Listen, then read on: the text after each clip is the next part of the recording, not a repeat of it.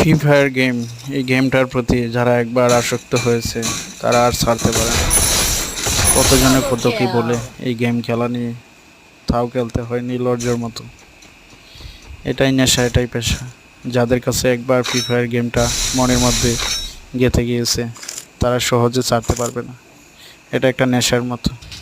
তুমি একবার নেশা না করলে যেমন থাকতে পারো না, ঠিক প্রতিদিনের একটা সময় একবার গেম না খেললে তুমি থাকতে পারবে না। এই গেমের প্রতি বয়সের কোনো এফেক্ট নেই, তোমার বয়সের কোনো প্রভাবও পড়বে না। তুমি বড় হয়ে যাচ্ছ তা দেখার বিষয় নেই। তুমি কতটুকু খেলতেছো পারফরমেন্স ধরে রাখার দিকে তোমার গেম তোমার প্রতি আসক্ত।